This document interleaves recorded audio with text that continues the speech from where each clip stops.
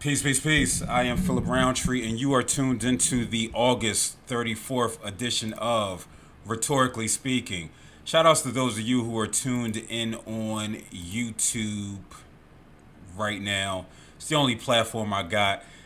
Listen, man, they done got me out of here on the Facebook Live. I talked about it last week. I have no idea what's happening. You cannot appeal the decision to anybody, so they got me on ice. They got me on ice until September 17th. So what I'm trying to do right now is trying to share this chumpy to my Facebook right now. So just bear with me 1 second.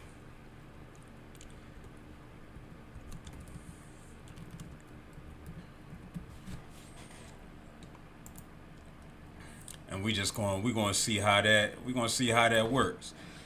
So, listen, man. I took the week off. Last week was kind of heavy with what was taking place with Jacob Blake. Um, then some other stuff, some personal stuff, the things that's been taking place with the killer, and like I said, I started school, I started teaching all last week, and so I couldn't do rhetorically speaking. But it's something that I love doing. Don't get it twisted. Whether I got one person watching or if it's zero people watching or if I got 1,000, doesn't matter to me. I just enjoy doing this, and it's important that we continue to do the things that we enjoy because we'll be better off for it. So we gonna get right to it. Unless you've been living under a rock, I feel like I haven't said that in forever. You know that Chadwick Boseman died. That's an awful picture.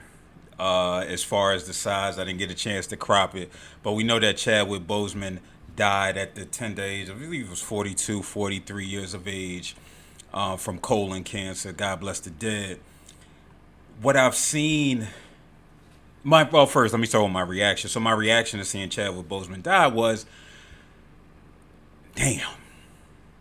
I think like many black folk, I woke up on Saturday morning and saw it and just said, damn, going too soon. Because anytime a black person, a black man dies at such a tender age, it has you thinking about your own mortality, right?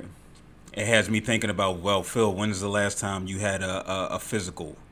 Have that hard conversation with myself and say, you know what, it's been 2-3 years since I've last had a physical, and it encouraged me to make an appointment. I haven't done it yet, but I plan on doing it tomorrow because I recognize that it's important, right? We can't be out here saying that Black Lives Matter, Black healing matters, and we're not getting ourselves checked out, right? Whether you believe in Western medicine or not, it's still important that we find some type of mechanism to help us understand what's happening with our bodies.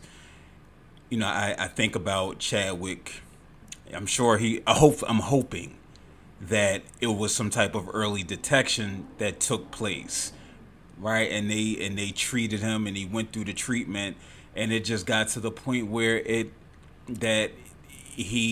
was his time, right? Because a lot of times, black men, we find out too late, right? We find out after we had a heart attack that our calorie, that our arteries are clogged, right? Or something else, our blood pressure is high, right? I think about Greenleaf when Bishop, who was having these mental lapses, and he kept being urged to go to the doctor, go to the doctor, go to the doctor by his wife, and subsequently he had a stroke, and he never went to the doctor.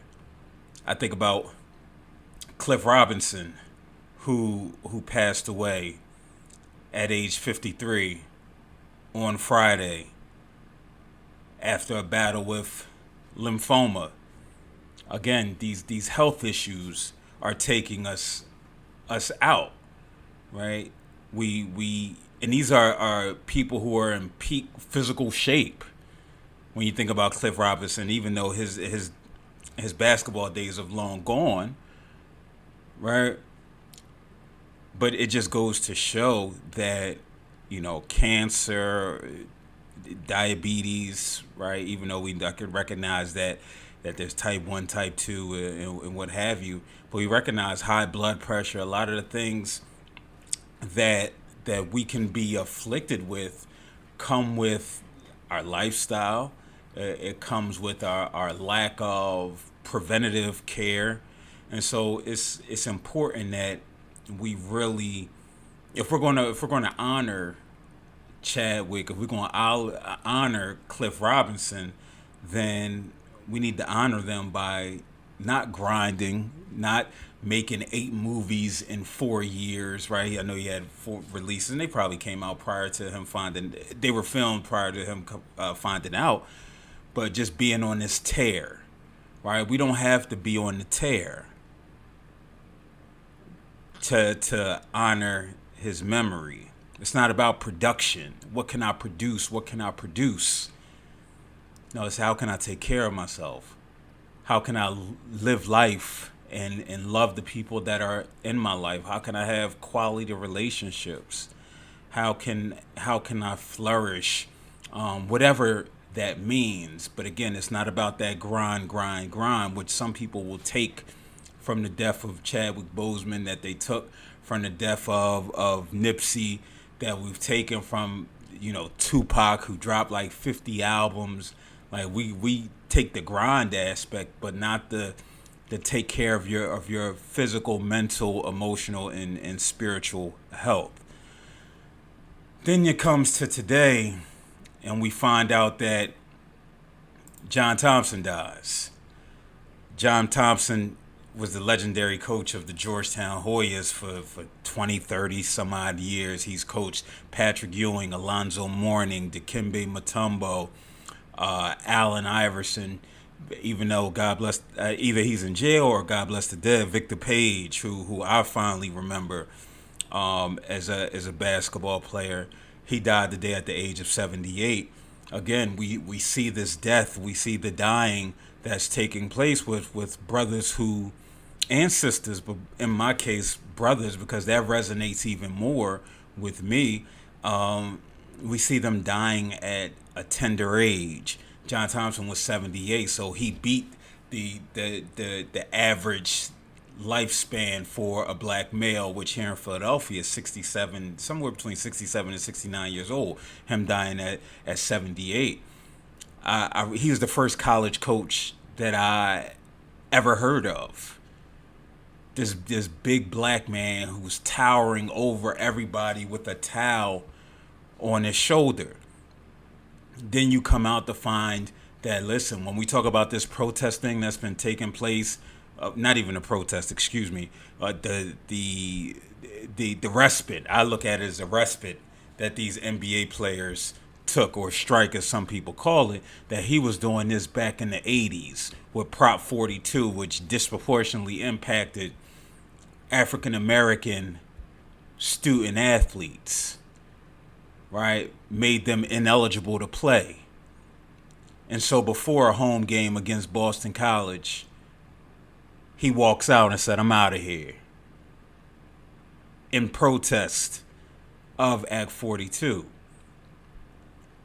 You think about the black lives that he's impacted. He had a graduation rate of over 95, 96%.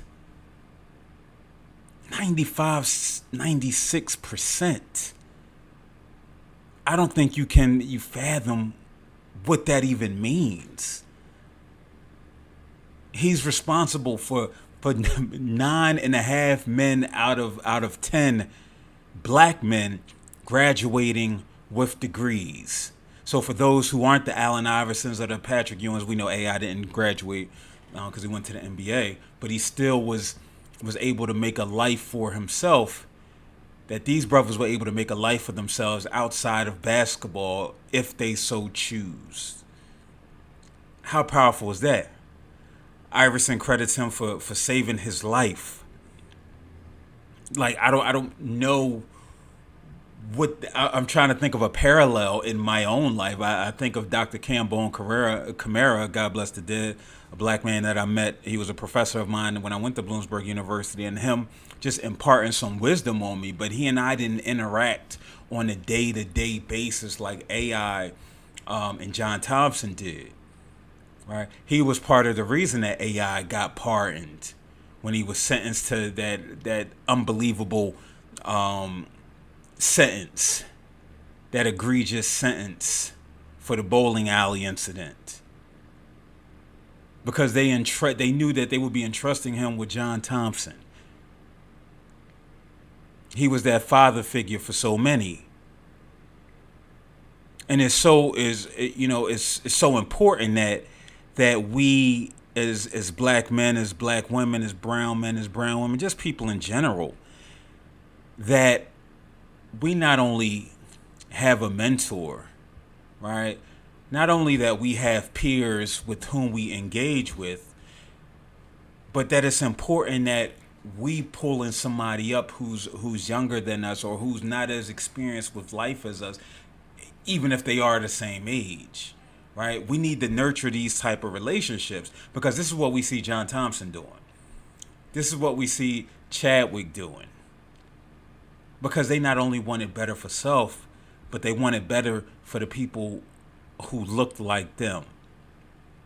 And so I just finished having a conversation of death and dying with some brothers, and it's difficult because we all process grief differently. To a person, so many of us talked about the idea of internalizing it, right? We internalize it. We're not expressive with it. So that's why it's so powerful to see Iverson in this picture, hugging him, crying, being able to say, "You saved my life," and then turning around and making a post today lauding John Thompson for the role that he played in his life. It's important that we see the flowers that so many people are giving Chadwick and Cliff Robinson, because again, it's so important that we nurture the love that we experience with one another, because they'll black on black crime you to death if we let them. Right? They'll black on black crime us to death if we allow them. They won't show these relationships. They won't show the nurturing and the mutual respect and adoration and love that we have for one another. And so it's important that we do it. Maybe it makes it a little easier that he was 78 when he died. We don't have to focus on the cause of death. Even with Chadwick and Cliff Robinson, we knew that it was some health complications, and that was the reason that they died. So maybe it makes it a little bit easier to shower them with love and with praise and with adoration, and be able to focus on the positives and the takeaways that we can have from it. But we also got to do that with the Jacob Lakes. We got to take the love. We got to take the positive. No matter how effed up we know this situation to be, him being paralyzed, him being handcuffed initially, until the charges were, I don't even know if he was charged at that time, but they weren't pursuing any charges at that point, probably because he's paralyzed now. I can't speak for his quality of life. But what we can speak to is, here we have this active father who is speaking out on his behalf, showing him love, showing us love by keeping us informed, by showing the strength and the resilience. A good friend of mine, Zane, said maybe that's our superpower, resilience. It's unfortunate that we have to be resilient in the most fucked up situations. But yet again, heavy is the head that wears the crown. And so when I think of death and dying, and I'll probably do a podcast on this for the next You Good Man that hasn't been out in some weeks / months. But when I think about death and dying and just this process of grieving, it's okay to express whatever emotions that you have, the anger, the frustration, the sadness. Allow the tears to flow. It's a part of the grieving process. We don't have to internalize this. There are supports out there that can help us as we work through this. And for some people, posting is one of those supports, and I get it. But don't let that substitute for the other forms that exist that can truly influence us, right? And help us out. My dog out there tripping and going wild. She got one eye. You know what I mean? Or maybe that's her way of saying, listen, we're going to keep the party going and get into this next conversation. So, when we speak of John Thompson, when we talk about basketball, has been, the forefront of his life, and how he's impacted so many black and brown men. Got to show love to the Bucks, and this is not going to be a long episode because again, I'm adjusting, I'm dealing, I'm coping with all the energy that I'm taking in and having to report on these things, right? Because again, this is it's draining, right? It's draining. But again, when we talk about how can we live our best lives, especially when we recognize that so many people or popular people or celebrities have died recently, what can we take away from that? And it's just like, if I have the energy, right, and I have the desire, then listen, let's do it. Let's make it happen, because it might be beneficial to just one person who might be viewing, which is always a beautiful thing. We can't let Facebook hold us down.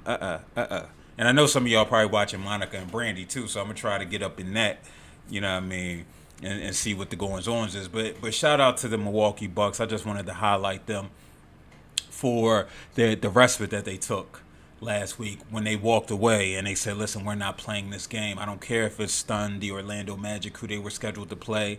I don't care if LeBron felt blindsided. He felt like he should know.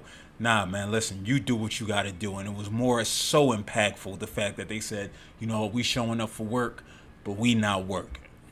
Right? We on strike. We need a respite to cope and deal with all the hurt and pain that we see from Jacob Blake, from George Floyd, from Breonna Taylor to Ahmaud Arbery, to Elijah Wilson, to Sean Bell, to Abdul Awima, right, to Charlene Lyles, to all of these black folk that we continue to see dying when they don't have to, and the situation doesn't warrant it. I salute them. And in particular, Giannis, right? Just because he's not a black American, right? He's not a black American. He's a black Greek. His experience growing up is different. It just is. Yes, there may be some parallels, but it's different. And so for him to participate in this movement that's taking place, because we understand that, listen, man, he could be next too.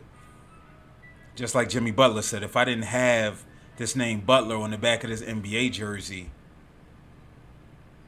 I wouldn't be given the benefit of the doubt when stopped by the police. And so I salute them, and which springboarded into the WNBA and Nika Agumake and all the women. Listen, if you want to see how protesting goes, don't look at the NBA. Look at the WNBA. Because they're showing how it's to be done and what leveraging their power looks like. Now I know that Chris Paul and LeBron, Chris Paul is saying that he hasn't seen anything like this in the last 15 years of him being in the NBA. And I know they spoke with President Obama, y'all president, who encouraged them to get back out there and use their platform. And it made me skeptical. Why am I skeptical? Because what would Obama say? What else would he say but go out there? When has he ever struck you to be the individual that says, no, listen, don't play any more games? Show them show them that you're more than just entertainment. That you're more than just a dollar figure. Show them that you are human beings, and that the people that look like you are human beings and deserve to be treated as such. They say, what are the demands? You got to have demands. I was reminded by probably Dr. Greg Carr. The Mississippi bus boycott lasted a year. Straight protest. Right? Straight protest, day in and day out. I understand the importance of tangible demands, but at times you don't necessarily need them. That's the thing. They try to put your protest in a box. They try to put it into this I can't find the word, this intellectual box. We just gonna call it that. Not recognizing that protesting itself is a demand. Right? The very act is demanding. Even if at the minimum it's attention. You will see us, you will hear us. And so I was kind of disappointed that they came back to play.